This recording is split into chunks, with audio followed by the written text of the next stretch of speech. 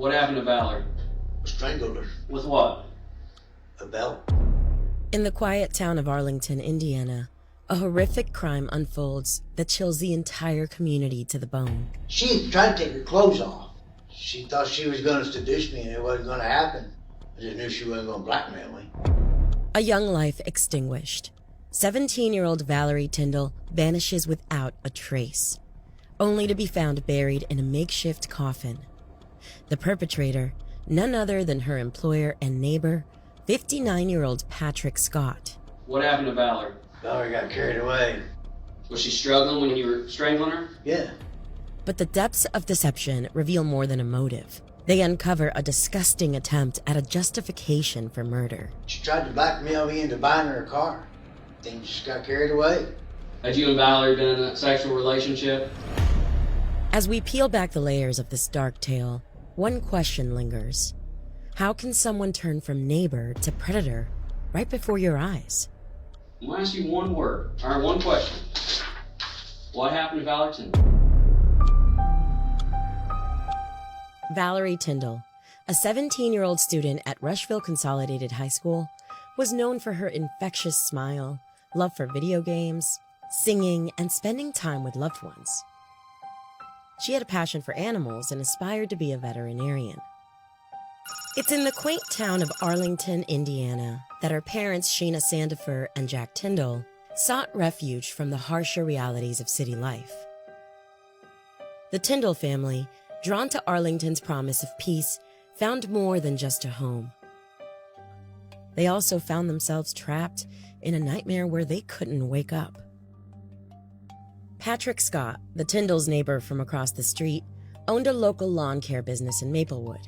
Scott appeared to be the epitome of a helpful neighbor, quickly forming a bond with them that resulted in him offering Valerie, then just 15, a job. She became his employee, and he became her mentor. On Wednesday, June 7th, 2023, Valerie left word that she would be at work. Her mother, Sheena, thought this was odd, as Valerie doesn't normally work on Wednesdays. Sheena brushes off her initial concern, assuming Valerie might be with friends or maybe a boy. She called Patrick Scott, and when he said that Valerie did not show up for work, her worry turned into all-out panic. Her nightmare was just beginning. As Valerie's mom continued to try to pinpoint her daughter's whereabouts, she faced an ever-shifting narrative from her friend and neighbor, Patrick Scott. A key detail emerges when one of Scott's clients mentioned overhearing plans for a lunch meeting between him and Valerie. This new lead prompted Valerie's mother to contact authorities immediately. Rush County Sheriff's Department is asking for your help finding a missing 17-year-old. She is missing from Arlington, Indiana. The Rush County Sheriff's Office treated Valerie's case with seriousness from the outset.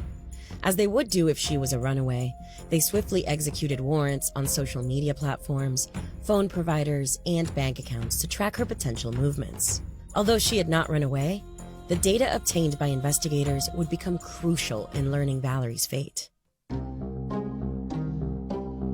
For the next 5 months, Sheena and Jack endured a parent's worst nightmare.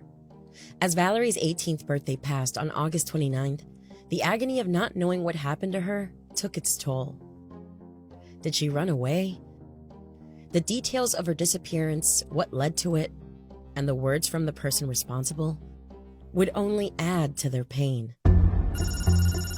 On the day she disappeared, it turns out that Valerie was with Patrick Scott in his home across the street from where she lived. There was an argument, it escalated, and in a moment of unfathomable violence, Patrick Scott strangles Valerie with his belt. Scott then wraps her in black plastic and leaves her body in his home office, returning to his family in the main part of his home to go about his evening. The next day, he reportedly constructed a wooden box in which he placed her body and screwed it shut. Scott then wheeled Valerie's body to another part of his property, where he buried her, less than 100 yards from her own home. The search for Valerie Tindall, spearheaded by the Rushville Police Department, Shelby County Sheriffs, and United States Marshals, was an extensive operation that spanned across hundreds of acres across the area. This concerted effort involved meticulous searches of remote locations, guided by the digital footprints left by a phone Scott had bought for Valerie. Each geolocation acting as a beacon, drawing law enforcement closer to uncovering her fate. Amidst their rigorous search, a photo of Valerie posted on social media the day she disappeared caught their attention. In it, her vibrant flowing hair and boundless youthful energy painted a picture of a life full of potential tragically cut short. Yet, the distinctive orange fingernails, a small but striking detail, would emerge as a vital piece of the puzzle in unraveling the mystery of her disappearance. While Valerie's parents yearned for answers, Patrick Scott continued to play the role of trusted friend and neighbor, and a devoted husband and father to his own family. But detectives began to detect deception, revealing a monstrous betrayal hidden beneath the facade of his concern and camaraderie. From the outset, the Rush County Sheriff's Office identified Scott as a person of interest. However, the investigation was complicated by Scott's landscaping business, which granted him access to numerous remote locations. In response, the Sheriff's Office secured and carried out over 50 search warrants. Investigators brought cadaver dogs to a property with a pond close to Scott's house. The dogs signaled the presence of human remains in the water. This led investigators to conduct an aerial survey of Scott's properties, which revealed multiple areas of disturbed ground. On November 28, 2023, almost 6 months after Valerie Tindall had vanished, law enforcement carried out simultaneous search warrants on several properties across the region, including Scott's home and an adjacent property he owned. An excavation revealed disturbances in the soil, leading to the discovery of 2 closely situated boxes. One of these, buried deeply, held Valerie's remains, identifiable by the orange nail polish she had on her hands the day she went missing. Scott, under constant surveillance during the execution of these search warrants, was taken into custody without incident, subsequently admitting to the murder. In the wake of this tragedy, Valerie's family grapples with the why of it all. The interrogation of Patrick Scott offers a chilling glimpse into the depths of human depravity. So, Patrick, over the last 5 months, you and I have gotten to know each other, correct? Okay. Correct? You've seen me a lot, right? Yeah. Okay. And every time we talk, we get along good, right? I reckon. We talk, right? We have no issue talking, correct? Okay. In the initial phase of the interrogation, the officer employs a common tactic of rapport building with Patrick Scott. By engaging in small talk, offering a drink of water, and referring to previous encounters, the officer creates a semblance of familiarity and understanding. By adopting a conversational tone, the officer sets the stage for a more cooperative interview and places Scott in a mental state more conducive to sharing information. So, here's the deal tonight. Now, I normally don't do this, okay, but here's how I'm going to do this. I'm going to tell you, because here's why. Here's why. You know, I can play off like 8 million things right here. As you come and sit in this room, your mind plays tricks on you as an officer, all right? And it tells you to go all these different directions and try all this different stuff. But the fact of the matter is that I think you're overall probably a pretty good person, okay? If I didn't, I would have treated you probably different over the time, all right? I'm just going to talk to you like a person, all right? And then there's times like you sit in this interview room and maybe that didn't happen in the past, all right? But the fact of the matter is that the natural human thing is when you do something wrong is you want to tell us that you did something wrong, okay? So what I made the decision of when I walked through that door right there was, I would like to talk to you today, and I would like you to tell me what happened to Valerie. That's the end result of what I want to know, okay? But here's what's weird about today. I'm going to tell you everything I know, okay? Okay. Because here's the deal. In the end, I believe you've done something to Valerie. What? I believe you've done something to Valerie, and we're going to prove it. All right? But what I want to know is the why. And what you want to tell me is I'm sitting here watching you tear up right now. You want to tell me the why, okay? Here, the tone shifts dramatically. The officer moves to direct accusation, confronting Scott with the undeniable fact that Valerie was last seen with him. It's a jolt to the system, designed to shake loose the truth. By explicitly stating their knowledge of his actions on June 7th, the officer strips away any ambiguity and places the burden of explanation squarely on Scott's shoulders. 5 months ago, June 7th, Valerie disappeared. Okay? As June 7th went, that day, we know Valerie was with you. Admittedly, you told us that. But on June 7th, you drove Valerie ultimately back to your residence. Okay? And you arrived at your residence at 12:59 p.m.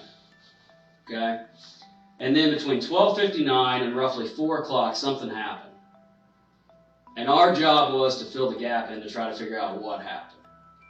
And as the investigation unfolded, that led us to today, in which we found the box with Valerie's body in it behind your shed. Because we have her in the box, okay? Wrapped up multiple times, taped up in the box of the OSB and the 2x4s that you bought, next to the box that we talked to you earlier about that had the porn videos in it. Had what? Had the porn videos in it. We got her in the box next. So you know we have found her. And I didn't want to bluff you on that. I wanted you to know that. And as you're sitting there tearing up wanting to cry, all right? So, I'm going to read you your rights. This is the opportunity for you to explain the why. There's palpable tension in the room. Scott is now fully aware that the officers have significant evidence against him, narrowing his avenues for denial or evasion. This tactic forces Scott into a corner, where his only recourse is to engage with the officers' questions more earnestly.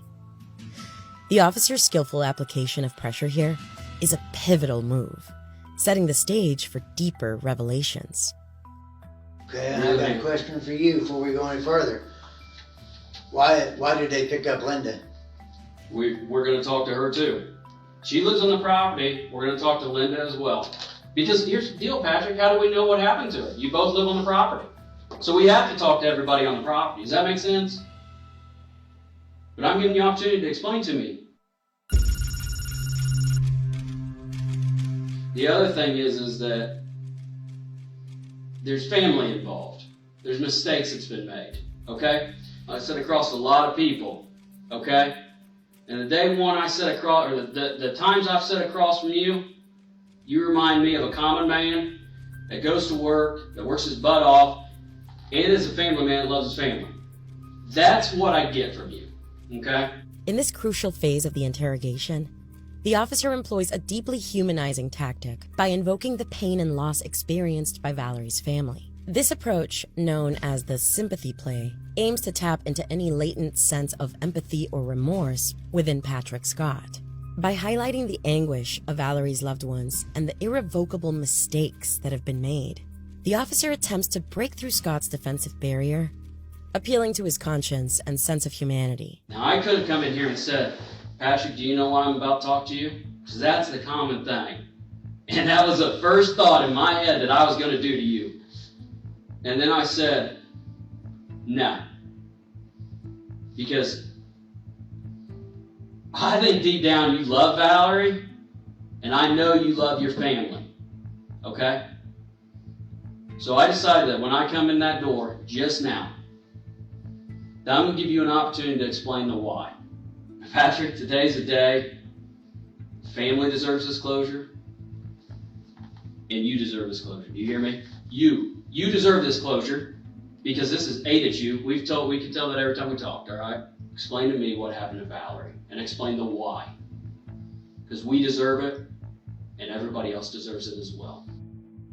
The impact of this tactic is multifaceted.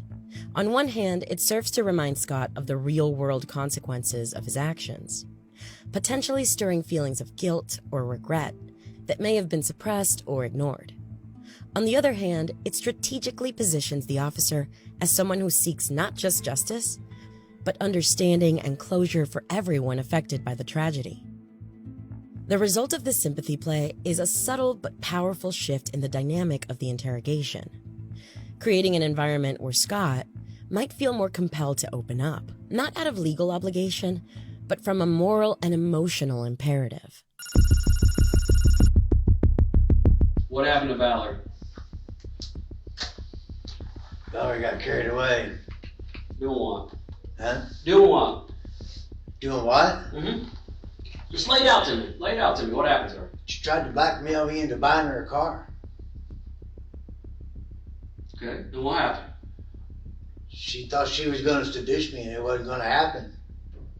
Things just got carried away. Well, explain that to me. What's that mean? Does Linda know about it? Nope. Okay. Nobody knows. It's your chance to tell me what happened. She tried to seduce me and I wasn't going to have it. But what happened to Valerie? That's where you're stopping. What'd you do to her? The officer now emphasizes the critical nature of the moment, presenting Scott with a now or never choice. This tactic instills a sense of urgency, framing Scott's confession as not just inevitable, but as a necessary step for his own liberation, combining the pressure of the ticking clock with the promise of a final cathartic release. What'd I do to her? What'd you do to her? Tell us what you did to her.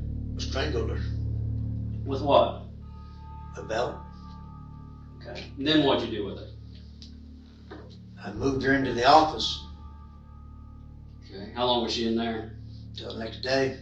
Okay. What did, where's the belt at? It's gone. Okay. You left her in the office till the next day. Then what happened?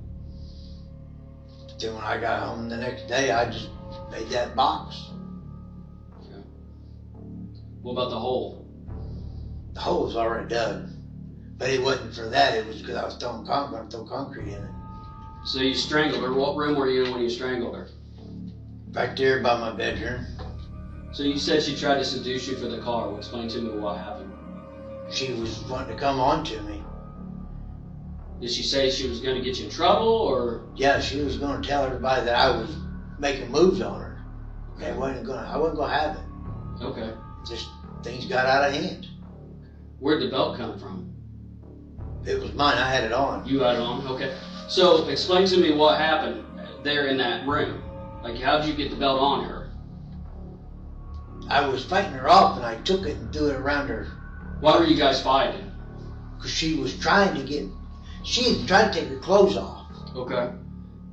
And it wasn't going to do it. Okay. And then you guys got in a fight? Yeah, kind of a pushing and shoving thing right there. Okay. And then you took your belt off, and then what happened? I put it around her neck and I held on to it till she quit. Okay. And what'd you do afterwards? Like, what was going through your head at that time? I didn't know what to do with her. What did you first think about doing? Huh? What was your first, what were you thinking about? Trying to figure out what to do with her. And how long did you hold that? Give me a ballpark of how long you held the belt. On her? Yeah. Just quit moving. Okay. Did you know she was dead then? I pretty much figured so. Okay. And so you put her in the office, and then the next day you built the box. Where'd you build the box at? Backyard. Okay. And then when did you put her in the box? That same day I built it. I didn't say nothing. I just knew she wasn't going to blackmail me. Yeah. So because of the blackmail, was that your intention to kill her? To avoid the blackmail? She was going to tell everybody that I had my way with her, and that never happened. Okay. So then, was that your plan? Like, if you weren't going to be blackmailed, right? Right. So was that the plan to kill her? No, that just kind of happened. Okay. Because she was going to blackmail you. Yeah.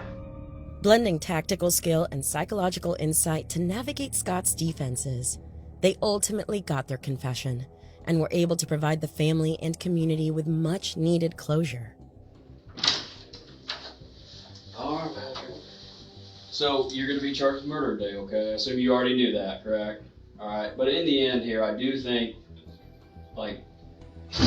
everything I said was true to you, okay? Everything I said to you was true. Okay, when I started talking to you, everything I said was true, all right? I do think that the best situation here is that you finally came out, and in the end, I think you are going to be happier that you came out on it, okay? Does that make sense? Yep. Okay. All right. Stand up. We're going to throw these back on you, okay? Ultimately, Patrick Scott agreed to a plea deal, resulting in a 57-year prison sentence. There's going to be a hole there forever. There was a hole there when we thought she was out there somewhere. There was a hole and it's never going to be filled. It's like half your family's gone. Although she's not been charged in connection to this case, Valerie's parents believe that Linda Scott, Patrick's wife, knew Valerie was murdered. I think it was the first week, right after we hung flyers. I think it was day 2 we went out and hung flyers, and as soon as we come home, they were there. And they kept coming over, you know, asking me if I was okay and telling us, oh, I'm sure she's fine, she'll be back home. I don't know how somebody could do anything like this. The man's a monster, and his wife needs to be prosecuted with her. Absolutely. She knew everything about it too, I'm sure. I honestly believe this whole family knew. A deeper look at the nature of Scott's relationship with Valerie shed light on his outrageous attempts to justify the murder with claims of blackmail and seduction. Unbeknownst to her parents, beyond paying her as an employee, Scott had been providing Valerie with money, food, gas, and even took her on trips.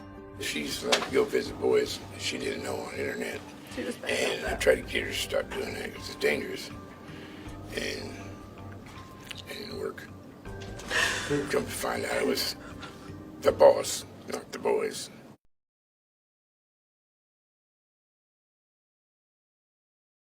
Valerie's story, though heartbreaking, serves as a call to action for families to maintain open lines of communication with their children about the risks they may face even in familiar surroundings. The tragic circumstances of Valerie's murder underlines the reality that dangers can and do exist close to home. Be vigilant about your children's whereabouts and the people within your circle. Sometimes, the most dangerous predators are the ones you already know.